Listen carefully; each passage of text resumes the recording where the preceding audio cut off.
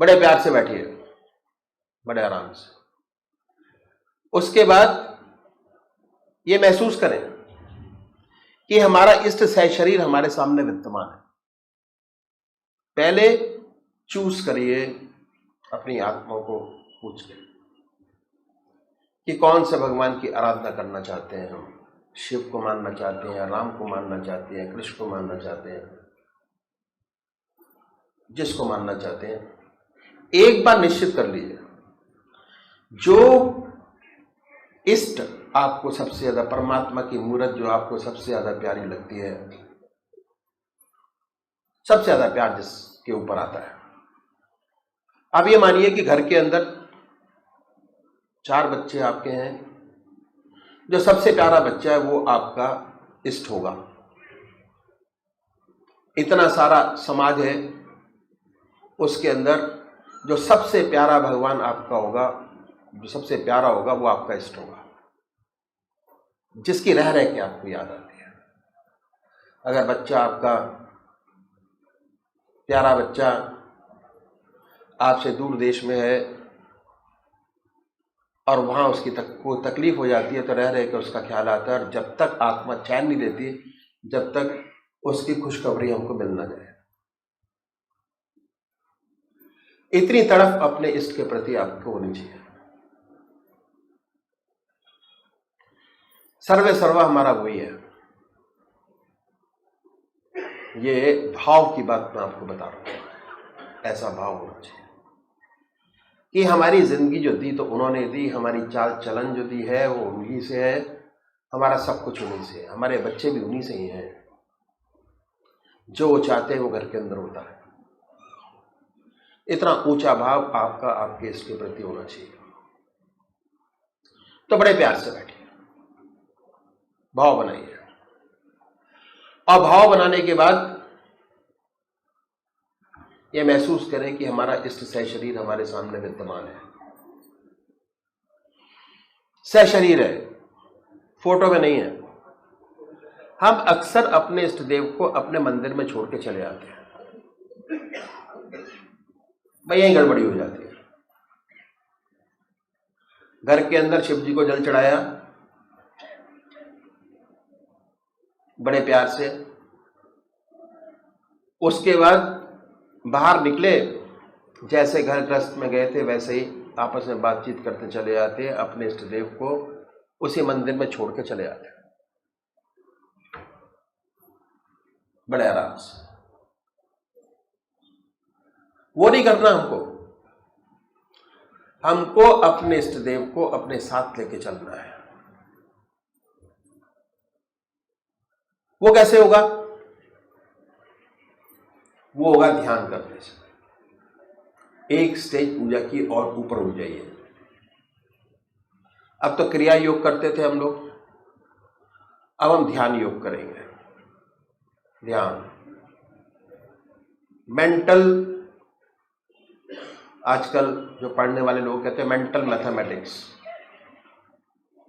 Mental English, mental physics पढ़ने वाले बच्चे लोग, क्या अगर उनसे पूछा जाए इतना गुणा इतना तो क्या होगा, फौरन मेंटल कैलकुलेशन करेंगे, बता देंगे इतना का इतना होगा। और हर इंसान आनंद के लिए जीता है। किसी को बीड़ी पीने में आनंद आता है, किसी को अपने बच्चों को देख के आनंद आता है, किसी को पिक्चर देखने में आनंद आता है। मगर वो आनंद जो है वो कांस्टेंट नहीं है, एक सम नहीं है। कभी आनंद की लहर अच्छी होती है और कभी दुखी होता है उसके अंदर, कोई कांस्टेंट नहीं है। जो अध्यात्म है, परमात्मा का जो रास्ता है, भक्ति मार्ग है, इसके अंदर हमेशा चिरयुक्त आनंद है। मन की ट्यूनिंग ऐसी हो जाती है कि हमेशा आपको आनंद ही दिखाई देगा, चाहे आपको नुकसान हो चाहे फायदा हो।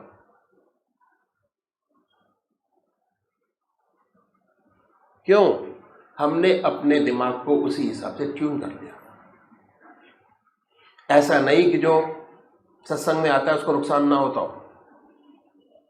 भाई बिजनेस है, नुकसान भी होता है फायदा भी होता है, उतार भी है, चढ़ाव भी है जिंदगी में। जब तक कहना चाहिए कि दुख है तो सुख का एहसास नहीं है, सुख है तो दुख का एहसास नहीं है, दोनों एहसास है, ये पैरेलल चलते हैं।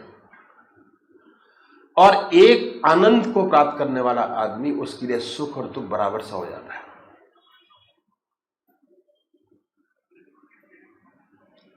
तो हमको अपने आप को उस हिसाब से ट्यून करना है कि अगर हमारे शरीर के अंदर कोई दिक्कत भी है, हमारा मन इतना स्ट्रांग हो जाए कि जो हम चीज ऊपर से लेते हैं उसका इमीडिएटली इफेक्ट होना चाहिए बॉडी के अंदर। और कब होगा? जब हमारा मन जो है बहुत स्ट्रांग होगा, मन निरोग होगा। मन में ही रोग पलते हैं सारे, और रिफ्लेक्शन बॉडी के ऊपर होता है। शरीर नहीं कहता कि मुझे बुखार आ रहा है, मन कहता है कि तेरे को बुखार आ रहा है। पेट में दर्द है, पेट नहीं बोलता कि मेरे पेट में दर्द है। एहसास मन को होता है, आत्मा को होता है, मन को होता है, आत्मा को भी नहीं होता किसी दर्द का एहसास। मन बोलता है कि भाई तेरे पेट में दर्द है, तेरे को भूख लग रही है, तेरे को नहीं लग रही है, मन। और मन ही कंट्रोल करने की चीज है। अगर मन को आपने अपने अंडर में कर लिया तो आपने जीवन का 99% प्रॉब्लम आपने अपनी खत्म कर ली, 99%। और मन को स्ट्रांग बनाने का तरीका ध्यान योग। फिर वहीं आगे लौट गया ध्यान योग। तो तरीका क्या है कि आपने अपने इष्ट देव को चुना और पूजा करते हुए अपने पूजा के स्थान पर गए।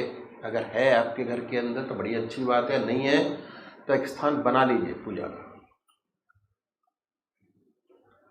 कुशा कंबल का आसन लगाइए, बड़े प्यार से बैठिए।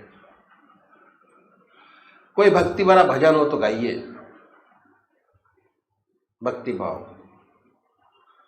अगरबत्ती जलाएं। क्यों जलाते हैं अगरबत्ती? उससे वातावरण शुद्ध होता है, पवित्र मन पवित्र एटमॉस्फेयर में ही पैदा होता है। अगर आपका घर पवित्र नहीं है, रात को सोते कपड़े में बैठ गए तो आपका मन नहीं लगेगा। बड़े प्यार से उठिए, 2 बत्ती अगरबत्ती जलाएं, खुशबूदार। उसके बाद कोई भजन आता है तो गाइए बड़े प्यार से। उसके बाद अपने इष्ट देव की मूर्त जो आपको सबसे ज्यादा प्यारी है उसको अपने सामने बनाने की कोशिश कीजिए कि हमारे इष्ट देव हमारे सामने सशरीर विद्यमान है, मूर्त में नहीं है। बड़ी बड़ी आंखें हैं, गोल चेहरा है, बनाए अपने सामने। उसी ख्यालों में डूब जाइए। उसी ख्यालों में डूबना ध्यान योग की तपस्या करना है, तपाना है अपने शरीर को।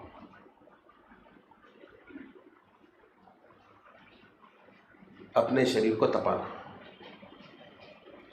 और जैसे जैसे राम नाम का तप आपके शरीर में होता चला जाएगा, वैसे वैसे आपका शरीर, आपका मन, आपकी आत्मा निखरती चली जाएगी। दूर से देख के पता लगेगा कि हाँ कुछ किया हुआ है इसमें। बुझा चेहरा नहीं होगा, बुझा चेहरा नहीं, चेहरे पर रौनक होगी। कितनी भी कठिनाइयां होंगी, मन एक सम होगा।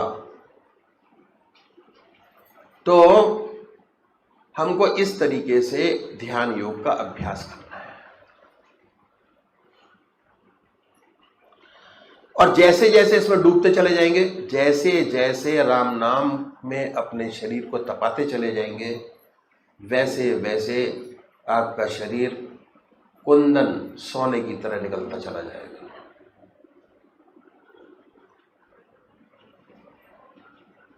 तो अभी एक भजन होगा और भजन के साथ साथ सभी भाई बहन अपने अपने इष्ट का ध्यान करेंगे।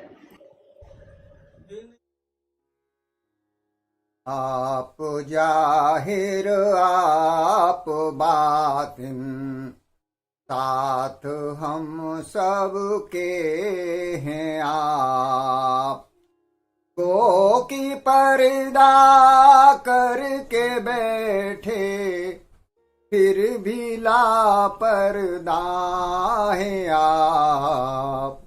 आप जाहिर आप बातिन, साथ हम सबके हैं आप।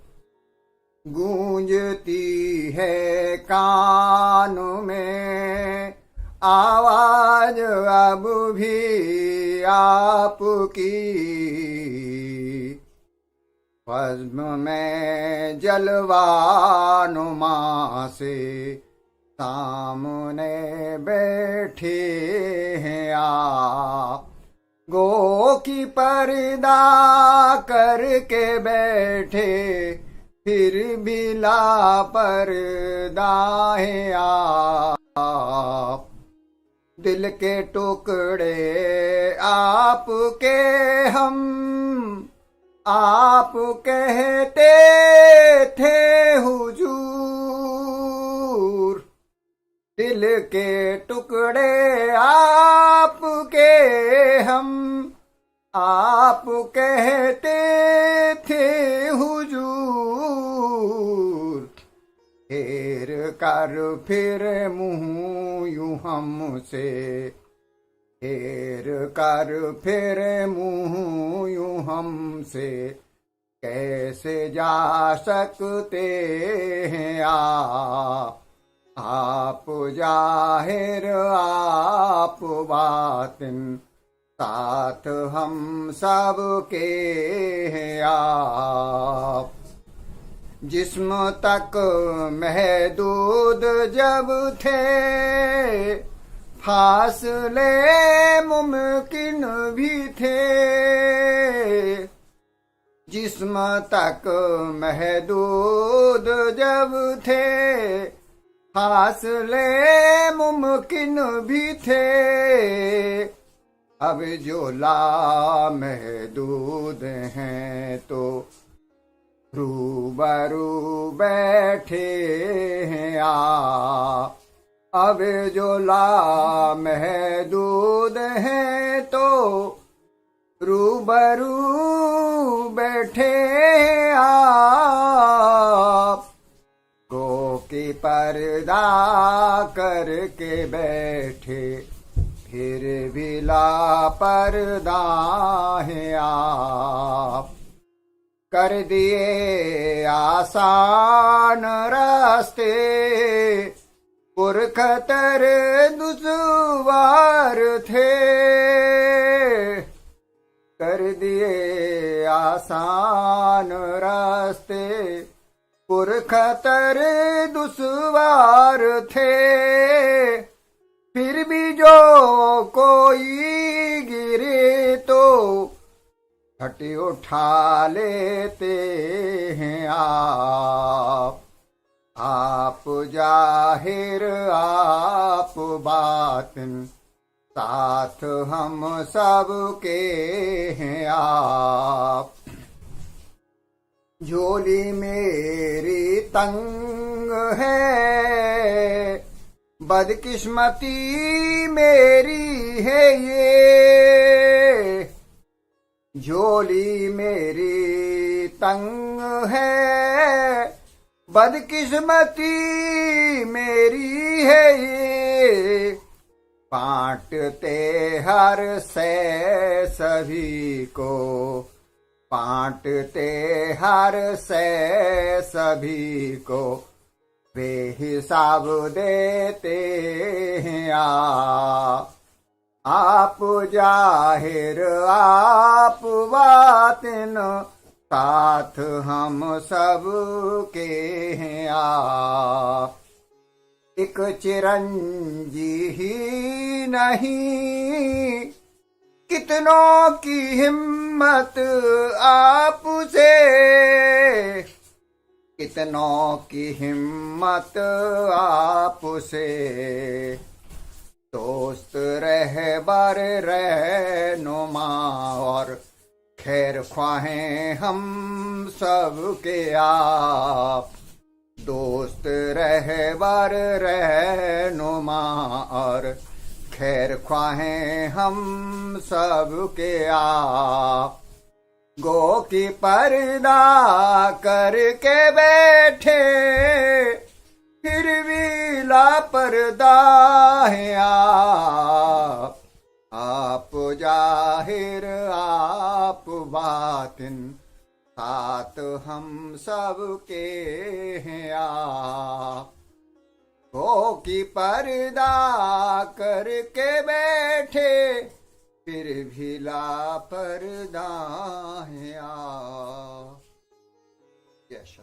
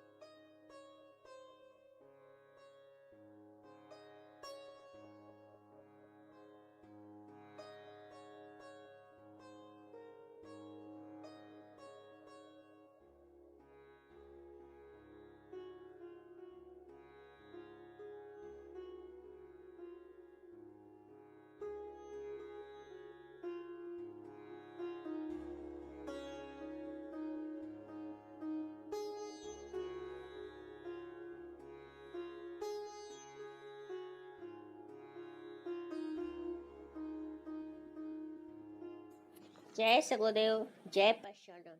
श्री ब्रजमोहन वचनामृत भाग 2। फतेहपुर सत्संग स्थान फतेहपुर सन 1948। सुन गिरजा हरि चरित सुहाए, विपुल विशद निगमा गम गाए। हरि अवतार हेतु जही होई, इदमिथ्यम कही जाई न सोई। रात्रि के लगभग 8:30 बजे 4 या 5 सज्जन सत्संग के लिए पधारे। सत्संग बैठक में ही हुआ था। बैठक में एक तख्त पोष पड़ा हुआ था। लगभग सभी भाई श्री सगुदेव जी के साथ इसी तख्त पोष पर ही विराजे। 1 या 2 भाई पास पड़े मूढ़ों पर बैठे। आने वाले सत्संगी भाइयों में केवल श्री शिव प्रताप नारायण जी को छोड़कर सभी वृद्ध थे। श्री सगुदेव जी के साथ साथ सभी भाई ध्यान में डूब गए। लगभग 1 घंटा ब्रह्मानंद में डुबकियां खाने के बाद सभी भाई सचेत हुए। तत्पश्चात श्री सगुदेव जी ने फरमाया, प्रेम मार्ग को गुरु मत और ज्ञान मार्ग को मन मत कहते हैं। इष्ट पद मेराज हकीकत तक पहुँचने के लिए केवल 2 ही मार्ग हैं। पहला हृदय मार्ग, दूसरा बुद्धि मार्ग। हृदय मार्ग को परम मार्ग कहते हैं और बुद्धि मार्ग को ज्ञान मार्ग कहते हैं।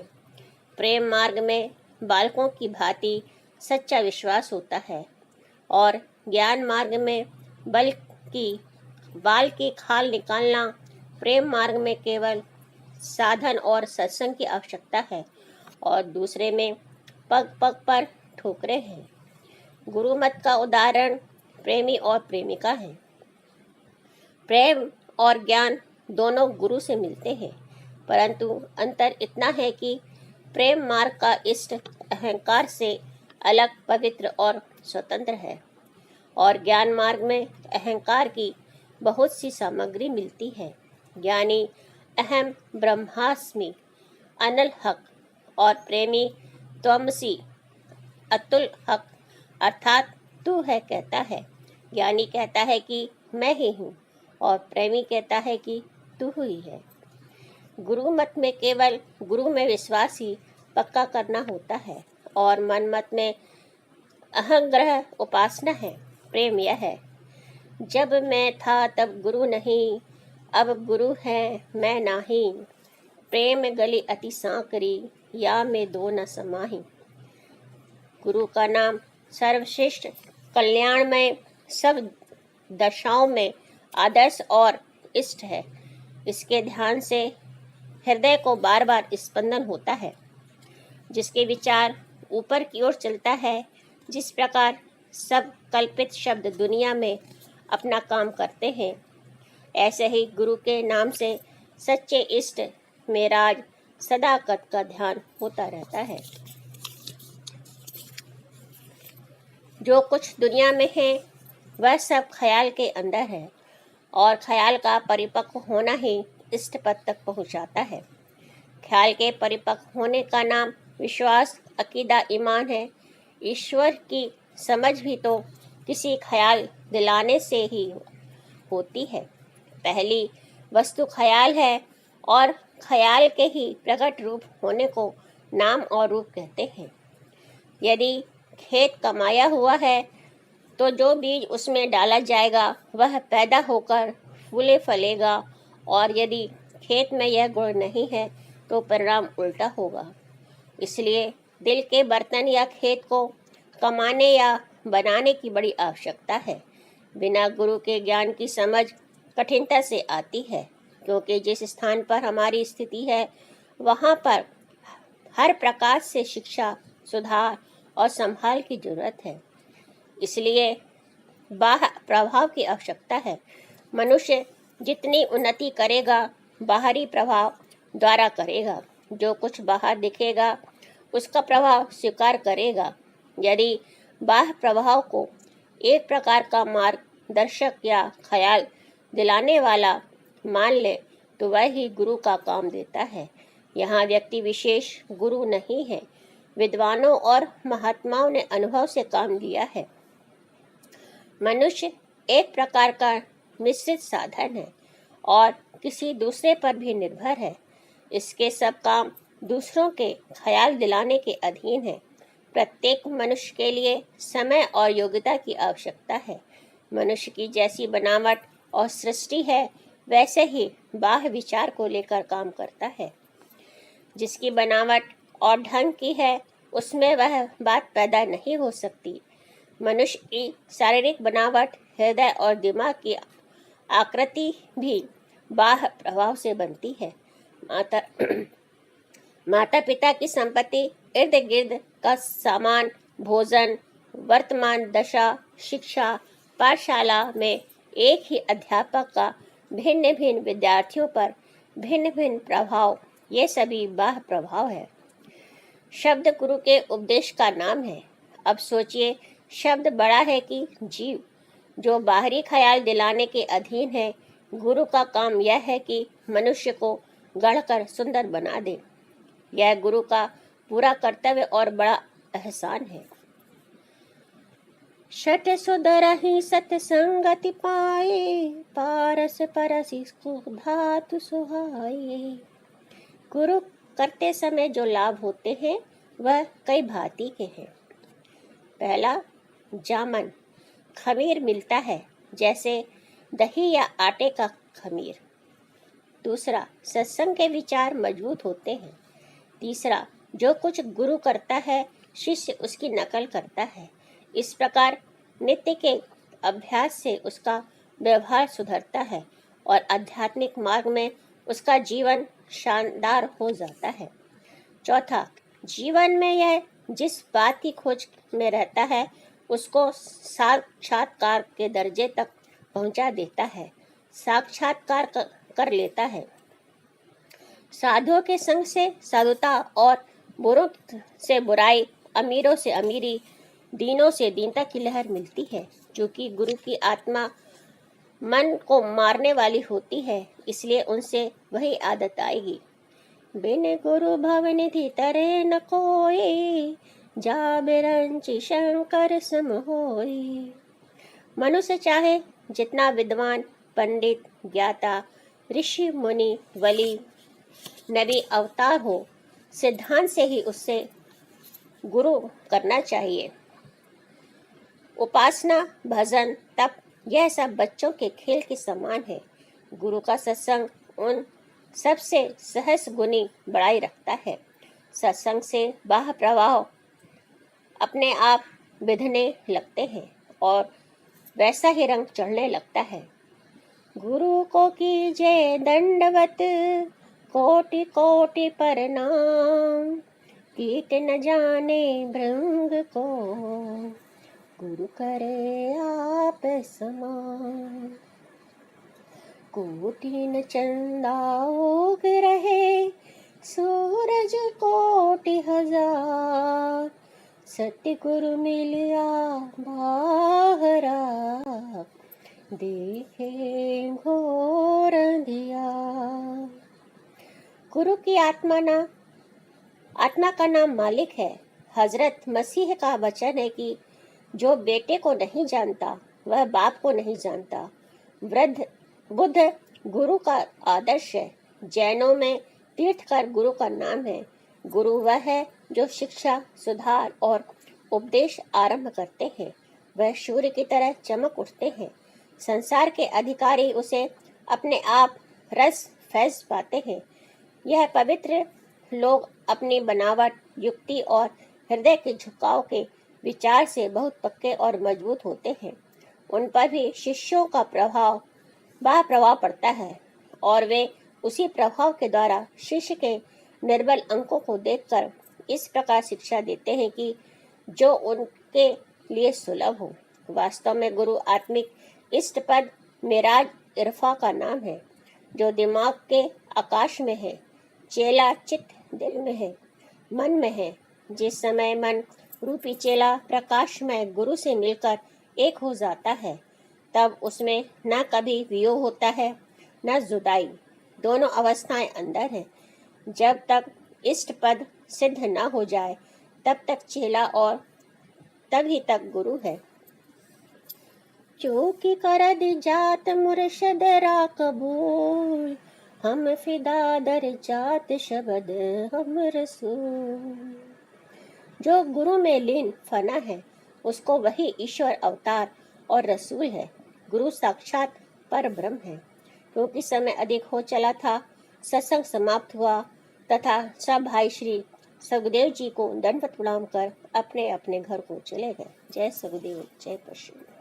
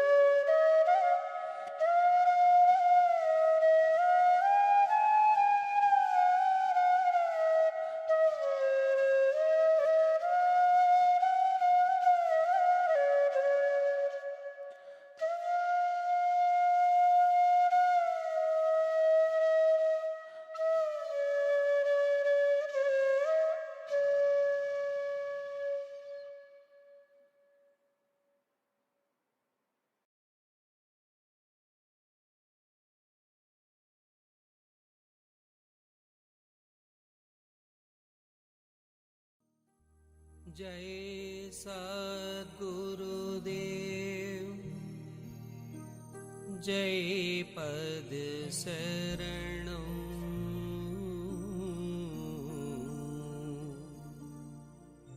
श्री यशोरूप चरणं शरणं